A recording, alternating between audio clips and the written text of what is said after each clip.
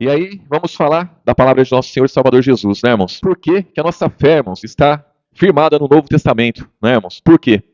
Porque a nossa fé não está firmada em toda a Bíblia, e sim no Novo Testamento. Por que não no Antigo Testamento? Porque Jesus, ele determinou, né, irmãos, que assim fosse. Ele determinou que a nossa fé estivesse no Novo Testamento. Os apóstolos determinaram isso. O Novo Testamento, ele vem determinando isso. Se a gente lê o livro de Hebreus, o autor lá deixa bem claro que o Novo Testamento ele é mais excelente que o Antigo. Ele diz que o sangue que foi derramado para confirmar o Novo Testamento é melhor do que o Antigo. Jesus ele vem ensinando isso daí desde o começo da sua pregação. Ele vem nos mostrando que o sangue dele é melhor. Ele vem mostrando que as promessas são melhores. Ele vem mostrando que existe uma nova palavra, que existe uma salvação, irmãos, a salvação.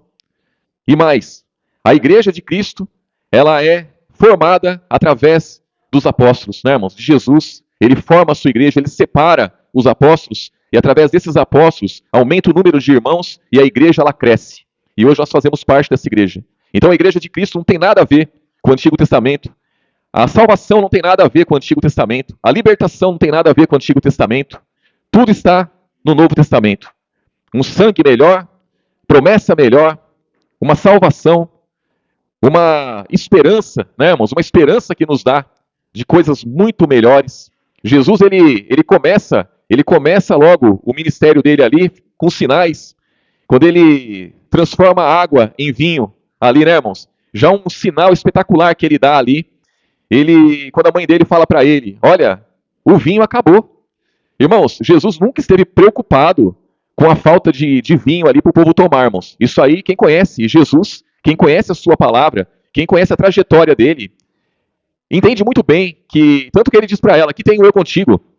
Então, a intenção dela, sim, a intenção dela é que ele resolvesse aquele problema da festa. Ela sabia que ele tinha condições para isso. Mas ele fala, nada tenho contigo. Quer dizer, o seu interesse não é o meu interesse. O meu interesse é outro. E ele vai lá e realmente, ele dá jeito ali. Ele traz um vinho ali para a festa, e quando o mestre Sala lá, ele vai provar o vinho, ele fala, olha, geralmente se dá o melhor vinho primeiro. E quando todo mundo já cansou de beber, aí se dá o vinho inferior. Mas aqui hoje foi diferente.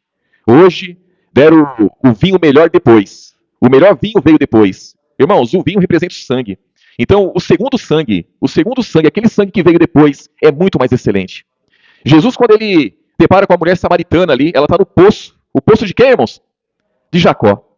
E ela está ali tirando a água do poço, um sofrimento para tirar a água do poço. E Jesus chega para ela e fala assim: olha, se você tomasse da água que eu tenho a oferecer, você nunca mais tomaria dessa água. Essa água aí você toma e você volta a ter sede. Mas a água que eu der se fará uma fonte de água a jorrar para onde, irmãos? Para a vida eterna. Irmãos, Jacó. De Jacó surgiu as 12 tribos de Israel, irmãos. As 12 tribos de Israel. De Jesus surgiu os 12 apóstolos. O que é mais excelente, irmãos? É mais excelente os 12 apóstolos que Jesus separou. Aí pode dizer assim, mas tinha um que era traidor. Tinha um que não valia nada, que roubava o dinheiro da bolsa. Tinha um que traiu Jesus. Sim, mas depois ele separou o apóstolo Paulo, que trabalhou muito mais que todos os outros 11. Não é, irmãos? Então, irmãos, aí Jesus separa os 12 apóstolos. Desses apóstolos se forma uma igreja, irmãos. Das 12 tribos de Israel não formou igreja nenhuma, irmãos, em relação a Cristo. Das 12 tribos de Israel não formou a igreja de Cristo. Das 12 tribos de Israel não saiu salvação nem libertação dali, irmãos. Mas dos 12 apóstolos que Jesus separou, a palavra dele se expandiu. E quando ele fala para a mulher samaritana, a água que eu der se fará uma fonte de água a jorrar para a vida eterna, a água dele também representa a sua palavra. Então a palavra de Jesus é diferente da palavra que já tinha lá, irmãos. Já tinha uma palavra.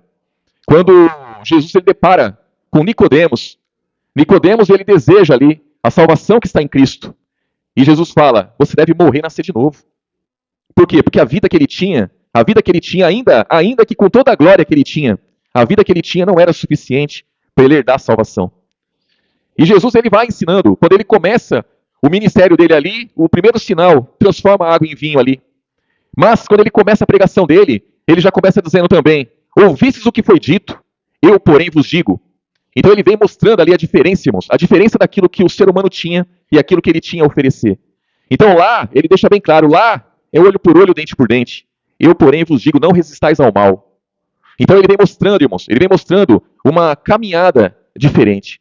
ele vem mostrando uma salvação que veio através dele e incentivando as pessoas a permanecer naquilo que ele diz.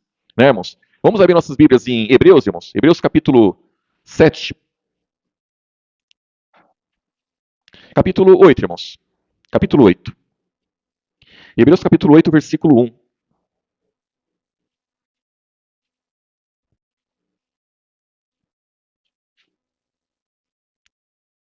Lá em Romanos, irmãos. Lá em Romanos, quando fala, em Romanos 5, do versículo 12 em diante, vai falar do primeiro homem. Qual o primeiro homem, irmãos? Adão. Olha só que coisa. Lá vem dizendo, lá o apóstolo Paulo começa a discorrer na pregação dele, dizendo, olha, do primeiro homem surgiu o pecado, e pelo pecado a morte. Então esse primeiro homem surgiu lá, irmãos, surgiu lá. Mas, do segundo, Jesus, veio a vida, não é, irmãos? Jesus veio no Novo Testamento. Então o Antigo Testamento, ele tem muitas coisas ali, irmãos. Tem muitas coisas espetaculares ali. Muitas coisas espetaculares aconteceram no Antigo Testamento. E elas se tornaram mais espetacular ainda quando se entende o Novo Testamento. Que aí você vai lá e vê com verdade, não é, irmãos? Com entendimento, tudo o que aconteceu ali. Porque até então, até o Novo Testamento surgir, todos achavam que a lei tinha sido dada por Deus, que todas as ordenanças, os estatutos lá, era tudo Deus que tinha feito, todas as maravilhas lá, era Deus que tinha feito. Aí surge o apóstolo Paulo dizendo, olha, aquilo lá foi dado pelos anjos. Foi posta na mão de Moisés, do medianeiro. Estevão, que foi separado para cuidar das viúvas, foi separado para cuidar dos pobres, vai lá e prega para uma multidão e fala assim, ó, foi dada pelos anjos, viu? A lei que vocês acham que foi dada por Deus foi dada pelos anjos. Ele cheio do Espírito Santo ali, irmãos. Cheio do Espírito Santo. Então, aí quando você entende isso, aí sim, aí o negócio fica bom lá. Aí fica bom, porque aí você vai lá com entendimento e você começa a entender. A mente se abre. E lá em 2 Coríntios capítulo 3, vai dizer, né, irmãos, que quando você se converte a Cristo, o que acontece, irmãos? O véu é tirado. O véu é tirado. Então, quando você se converte, quando você se alinha com o Novo Testamento, o véu cai. E quando o véu cai, você entende. Aqui em Hebreus capítulo 8, no versículo 1, diz assim, irmãos. Ora, a suma do que temos dito é que temos um sumo sacerdote tal, que está sentado nos céus, à destra do trono da majestade. Quem é esse, irmãos? Jesus, ministro do santuário e do verdadeiro tabernáculo, o qual o Senhor fundou e não o homem. Então ele está dizendo aqui, irmãos, que existe um tabernáculo verdadeiro. Por que verdadeiro, irmãos? Quer dizer que o que tem lá no Antigo Testamento não existia? Quer dizer que não existiu aquilo, não aconteceu aquilo, não tinha um tabernáculo lá? Não é isso que ele está dizendo, lá tinha um tabernáculo. Só que esse tabernáculo aqui, esse tabernáculo é muito mais excelente. Esse tabernáculo, sim. Esse aqui é para ajudar as pessoas. Esse aqui resolve, irmãos. Aí vem dizendo aqui, ó. Versículo 2, né, ó. Ministro do santuário e do verdadeiro tabernáculo, o qual o Senhor fundou e não o homem. Porque todo sumo sacerdote é constituído para oferecer dons e sacrifícios, pelo que era necessário que este também tivesse alguma coisa a oferecer. Aqui ele está falando de Jesus. Ora, se ele estivesse na terra, nem tampouco o sacerdote seria, havendo ainda sacerdotes que oferecem dons segundo a lei, os quais servem de exemplar e sombra das coisas celestiais, como Moisés divinamente foi avisado, estando já para acabar o tabernáculo. Porque foi dito, olha, faze tudo conforme o modelo que no monte te se mostrou. Mas agora alcançou ele ministério, tanto mais excelente, quanto é mediador de um melhor concerto que está confirmado em melhores promessas. Porque se aquele primeiro fora irrepreensível, nunca se teria achado lugar para o segundo. Então, já começa a falar aqui de dois testamentos, não é, irmãos? E Jesus, ele traz um testamento que é muito mais excelente. E se o antigo fosse bom, não teria achado lugar para um segundo, irmãos. Irmãos, imagine Deus, o Pai, se ele tem um povo, se ele tem um testamento que é bom, por que vai trazer o segundo, irmãos? Por que vai trazer um outro testamento? Por que Jesus precisa vir e derramar o sangue dele para confirmar o Novo Testamento? Se o antigo fosse bom, se o antigo servisse para aquilo que o Pai deseja à humanidade. Então, prova essa, irmãos, que o antigo, além do autor aqui, que tem o Espírito Santo, que nos traz uma palavra que é inspirada por Deus, ele afirma que o antigo não era bom, porque se o antigo fosse bom, não teríamos o novo. Versículo 7, ó. Porque se aquele primeiro fora irrepreensível, nunca se teria buscado lugar para o segundo. Porque repreendendo-os, lhes diz: Eis que virão dias, diz o Senhor, em que com a casa de Israel e com a casa de Judá estabelecerei um novo concerto. Aqui ele vem citando a questão que aconteceu lá, que foi dito lá, para a gente poder entender, não é, irmãos? Não segundo o concerto que fiz com os seus pais no dia em que tomei pela mão para os tirar da terra do Egito. Como não permaneceram naquele meu concerto, eu para eles não atentei, diz o Senhor. Porque este é o concerto que depois daqueles dias farei com a casa de Israel, diz o Senhor. Porei as minhas leis no seu entendimento e em seu coração, e escreverei, e eu lhes direi, e eu lhes serei por Deus, e eles me serão por povo. E não ensinará cada um ao seu próximo, nem cada um ao seu irmão, dizendo: Conhece o Senhor, porque todos me conhecerão, desde o menor até o maior. Porque serei misericordioso para com as suas iniquidades, e de seus pecados e de suas prevaricações não me lembrarei mais. Dizendo: Novo concerto, envelheceu o primeiro. Ora, o que foi tornado velho, como se envelhece? E se envelhece, perto está do que, irmãos? De acabar. Então, o autor aqui deixa claro, irmãos, que não tem como ter os dois testamentos, irmãos. Ou se tem um, ou se tem o outro. Se você tem o Novo Testamento, o Antigo acabou. O Antigo já era. Não tem como a minha fé estar em dois testamentos. Não tem como, por quê? Porque o Antigo Testamento tem uma promessa. E o Novo Testamento tem outra promessa. As promessas do Novo Testamento é contra as promessas do Antigo Testamento. Porque Jesus vem dizendo que eu tenho que buscar as coisas da onde, irmãos? Do alto. Então o Novo Testamento me ensina, olha, para você manter a sua fé, busque as coisas do alto. Se fortaleça nas coisas do alto. Não busque as coisas da terra, porque tudo aqui vai passar. O Antigo Testamento não. O Antigo Testamento ele vem propondo o quê? A obediência do povo atrelada a promessas terrenas. Então, se você fizer tudo o que eu estou dizendo, vocês vão ter terra farta, os seus animais vão dar cria maravilhosamente, vai ser muito bom, o seu dinheiro vai aumentar, a sua saúde vai ser muito boa, muito boa. E aí a pessoa ela procura cumprir o que está lá para quê, irmãos? Para manter essa promessa aí. Tem essa esperança, né, irmãos? O Novo Testamento ele vem dizendo que ninguém conseguiu cumprir. Ninguém conseguiu cumprir. Só quem cumpriu foi Jesus. Porque até então homem nenhum, mulher nenhuma conseguiu cumprir os estatutos, ordenanças, os mandamentos que tinha no Antigo Testamento. Então, ali, irmãos, é uma furada. É um barco furado. Fica lá quem não tem juízo, quem não tem entendimento da verdade, irmãos. Porque o Novo Testamento ele vem ensinando, olha, busque as coisas do alto, se fortaleça, lute com armas espirituais. Lá no Antigo Testamento vem ensinando a lutar com armas carnais. Lá é olho por olho, dente por dente, pé por pé, mão por mão, queimadura por queimadura, irmãos. Lá se o cidadão cortasse o dedo de um numa briga lá, ele ia perder o dele também, irmãos. Se ele deixasse uma pessoa cega, ele ia ficar cego também.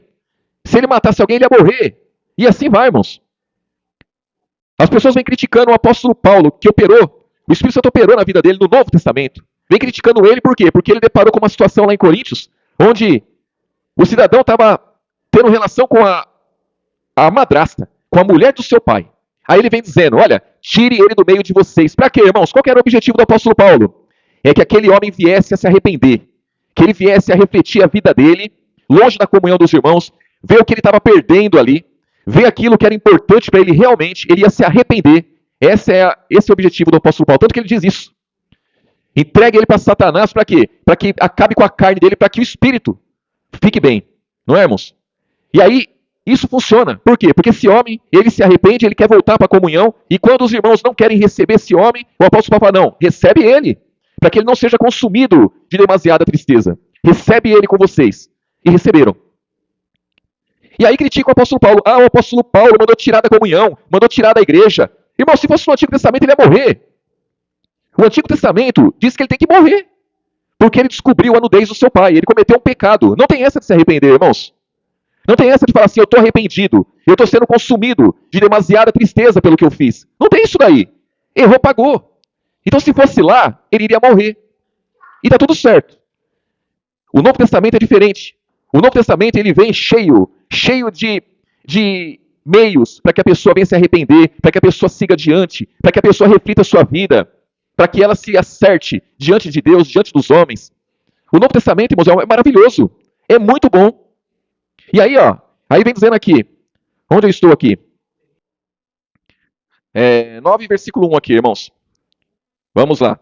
Diz assim, Ora, também o primeiro tinha ordenança de culto divino e um santuário terrestre, porque um tabernáculo está preparado, o primeiro em que havia o candeeiro e a mesa e os pães da proposição, ao que se chama santuário. Mas depois do segundo véu estava o tabernáculo, que se chama o quê, irmãos?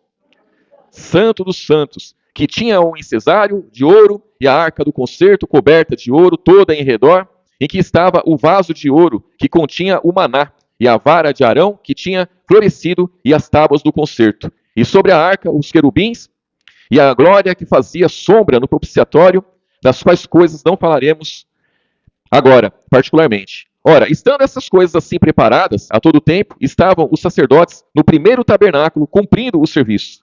Mas no segundo, só o sumo sacerdote, uma vez no ano, não sem sangue, que oferecia por si mesmo e pela culpa do povo, dando nisso a entender o Espírito Santo que ainda o caminho do santuário não estava, o quê, irmãos? Descoberto, enquanto se conservava em pé o primeiro tabernáculo. Então ele aqui ele usa a estrutura do templo ali, né, irmãos? Os tabernáculos ali, para quê, irmãos? Para mostrar o Antigo e o Novo Testamento, para falar dos dois testamentos. Então lá tinha dois tabernáculos, o primeiro e o segundo. No primeiro, todo mundo entrava, os sacerdotes entravam ali para fazer serviços ali. Mas no segundo, só o sumo sacerdote, uma vez no ano, entrava. Tinha um véu ali, irmãos. Então ele está dizendo que enquanto se conservava aquele primeiro de pé, não tinha acesso ao segundo. Mas quando derrubasse o primeiro, tinha acesso aonde, irmãos? Ao segundo. Então aqui ele está se referindo aos dois testamentos. Enquanto o primeiro testamento está de pé, não se tem acesso ao segundo. Mas quando se derruba o primeiro testamento, o segundo está livre. Então, irmãos, o que acontece com o ser humano hoje é bem isso. Esse ensinamento que o autor de Hebreus ele dá, serve para quê? Para as pessoas sair, irmãos, do Antigo Testamento para ir para o Novo Testamento. Sair do primeiro e ir para o segundo. E quem fez isso, irmãos, quem derrubou esse véu, quem abriu o caminho para o novo, para o segundo, foi Jesus. E aí diz aqui, ó, versículo 9, ó, que é uma alegoria para o tempo presente. Olha só, irmãos. Então ele está dizendo, ó, isso aqui, ó, é uma alegoria. Isso daqui é para vocês poderem entender o tempo presente. É para entender o que acontece hoje. Então eu estou me referindo a isso para vocês poderem entender como que é hoje. Aí diz aqui, ó, versículo 9, né, ó, que é uma alegoria para o tempo presente, em que se oferece dons e sacrifícios que quanto a consciência não pode aperfeiçoar aquele que faz o serviço, consistindo somente em manjares, bebidas, várias ablusões, justificação do que, irmãos? Da carne imposta até o tempo da correção. Irmãos, o que se faz no sistema religioso hoje é bem isso. Se faz um ritual ali, se faz tantas coisas que é para justificar a carne, mas não serve para a salvação de ninguém, não serve para a libertação de ninguém. Quantas campanhas se faz, irmãos? É campanha para tudo. Essas campanhas, segundo o Novo Testamento, ela não consegue livrar ninguém de condenação. Essas campanhas não conseguem livrar ninguém do pecado, da morte, de nada, irmãos. Essas campanhas não conseguem justificar ninguém. Ah, eu sou dizimista fiel. Não está indo para Jesus esse dízimo, não está indo. Ah, mas o meu Deus é o Deus do ouro e da prata. Jesus não é. Jesus não é. Ele rejeitou isso daí. Jesus rejeitou. Ele fala que a salvação não se compra com ouro e prata. A salvação ela veio através de Jesus. E ele veio derramando sangue precioso. Veio derramando sangue do Cordeiro Imaculado, irmãos. Não é aquele cordeiro que se oferecia no Antigo Testamento que não podia ter mancha nenhuma, não. Jesus ele veio e ele venceu. Ele venceu. E aí diz aqui, ó. Versículo 11, ó. Mas vindo Cristo, o sumo sacerdote dos bens futuros, por um maior e mais perfeito tabernáculo, não feito por mãos, isto é, não desta criação, nem por sangue de bodes e bezerros, mas por seu próprio sangue, entrou uma vez no santuário, havendo efetuado o que, irmãos? Uma eterna redenção. Porque se o sangue dos touros e bodes e a cinza de uma novilha, esparzidas sobre os imundos, os santificam, quanto mais quanto a purificação da carne, quanto mais o sangue de Cristo, que pelo Espírito Eterno se ofereceu a si mesmo imaculado a Deus, purificará a vossa consciência do que, irmãos? Das obras mortas, para servirdes ao Deus vivo. Irmãos, obras mortas. Obras mortas. Então, irmãos, vida é só em Jesus. Sacrifício tem que ser sacrifício vivo, santo e agradável a Deus, irmãos. Tem que ser, irmãos, o ser humano hoje, ele quer agradar a Deus, ele deve seguir aquilo que Deus verdadeiramente deixou. Não é, irmãos? E o que Deus verdadeiramente deixou é o Novo Testamento. São as palavras de nosso Senhor e Salvador Jesus. Versículo 15, ó. E por isso é mediador de um novo testamento, para que, intervindo a morte, para a remissão da transgressão que havia debaixo do primeiro testamento, os chamados recebam a promessa da herança eterna. Porque onde há testamento, necessário é que intervenha a morte do testador. Porque um testamento tem força onde houve morte, ou terá ele algum valor enquanto o testador vive? Pelo que também o primeiro não foi consagrado sem sangue. Porque, havendo Moisés anunciado a todo o povo todos os mandamentos segundo a lei, tomou o sangue dos bezerros e dos bodes, com água, lã, purpúrea e sopo, e aspergiu tanto o mesmo livro como todo o povo, dizendo: Este é o sangue do testamento que Deus vos tem mandado. E semelhantemente espargiu com sangue o tabernáculo e todos os vasos do ministério. E quase todas as coisas, segundo a lei, se purificam com sangue, e sem derramamento de sangue não há remissão. De sorte que era bem necessário que a figura das coisas que estão no céu assim se purificasse, mas as próprias coisas celestiais com sacrifícios melhores do que esses. Porque Cristo não entrou no santuário feito por mão, figura do verdadeiro, porém no mesmo céu, para agora comparecer por nós. Perante quem, irmãos? A face de Deus. Então Jesus, ele penetrou, não foi lá naquele tabernáculo lá, irmãos, que tinha lá no Antigo Testamento. Ele penetrou, foi nos céus. Então, irmãos, quando o Antigo Testamento ele é derrubado, quando o Antigo Testamento ele é abolido na vida do ser humano, ele tem acesso aonde, irmãos? Ele tem acesso a outro tabernáculo lá? Não, ele tem acesso ao céu. Então, quer ter acesso ao céu? Abole o Antigo Testamento. Como que eu vou abolir o Antigo Testamento? É simples, permanece no Novo. Jesus ele vem dizendo ao povo judeu, olha, ao povo judeu ele fala, se vocês permanecerem na minha palavra, vocês vão ser verdadeiros discípulos meus. Vocês vão conhecer a verdade vai fazer o quê, irmãos? Libertar. O povo judeu não tinha uma palavra, irmãos? Tinha uma palavra, eles tinham uma palavra. Jesus fala, se vocês permanecerem na minha palavra, vocês vão ser libertos, vocês vão ser verdadeiros discípulos. Aí se pergunta para qualquer um, você quer ser discípulo de Jesus? Eu quero. Mas, para isso tem que, irmãos, tem que tomar posse do Novo Testamento, para ser discípulo de Jesus, para conhecer a verdade e ser liberto. E aí, diz aqui, ó, diz assim no versículo 25, irmãos, nem também para si mesmo se oferecer muitas vezes, como o sumo sacerdote, cada ano entra no santuário com sangue alheio. Por que sangue alheio, irmãos? Porque é o sangue dos animais, né?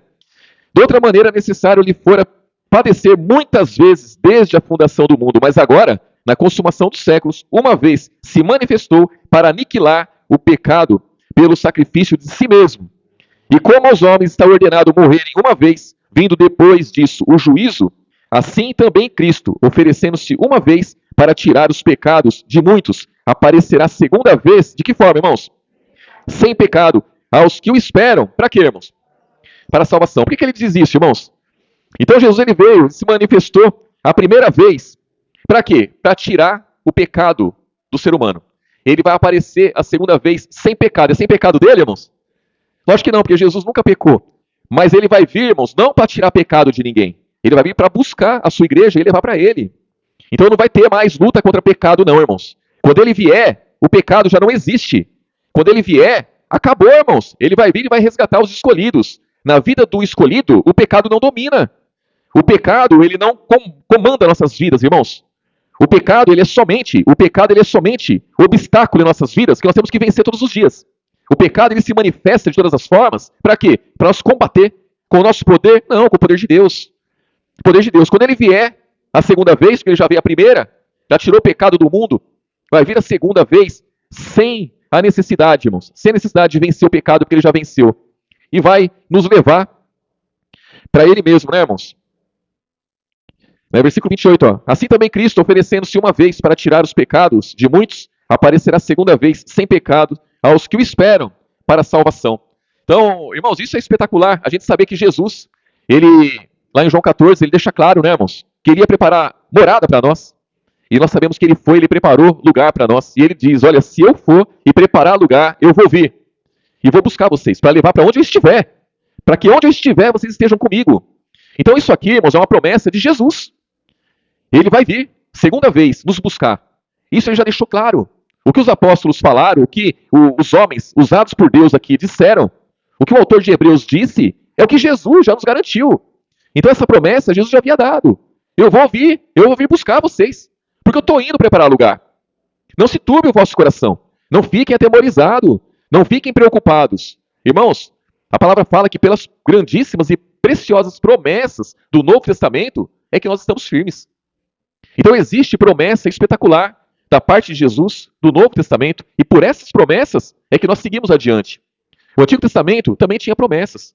As promessas de lá, irmãos, para se alcançar, tinha que se guardar tudo o que lá estava escrito. Ninguém conseguiu. É impossível ao homem sem Espírito Santo, irmãos. É impossível ao homem sem Espírito Santo cumprir o que está lá. Cumprir o que está lá. Jesus veio, ele veio como homem, ele cumpriu todas as coisas.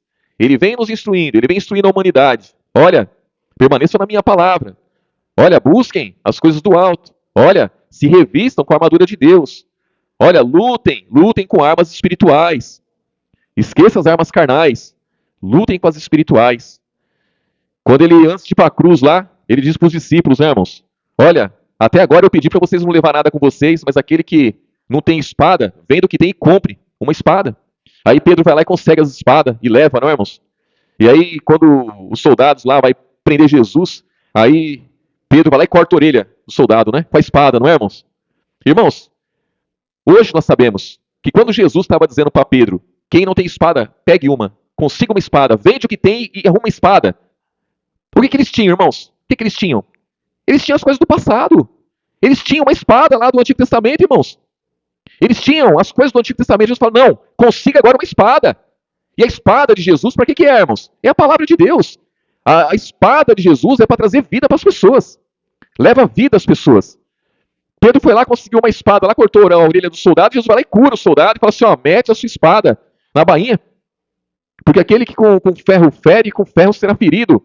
Porque na lei era assim. Então a espada que Jesus fala para ele pegar, irmãos, é outra espada. É a espada que Jesus estava dando para eles ali. Quando Jesus lava os pés aos discípulos, ele está lavando o que ali? Muitos até hoje, irmãos, ficam lavando o pé das pessoas aí com água da torneira. E Jesus, ele deixa bem claro que ele está lavando ali o entendimento dos discípulos com uma água que é a sua palavra, irmãos. É a mesma palavra que ele fala em João 14, fala assim, ó, vós já estáis limpos, em João 15. Vós já estáis limpos pela palavra que eu vos tenho falado. Então, assim como você limpa uma planta, uma planta para ela dar mais fruto, assim também ele estava lavando os pés dos discípulos com a palavra. Então a palavra dele é o que limpa, a palavra é o que lava, a palavra é o que sustenta, a palavra é o que mata a sede. Tudo vindo de Jesus, irmãos. Pega a palavra do Antigo Testamento, não mata a sede de ninguém. Pega a espada do Antigo Testamento, é para matar.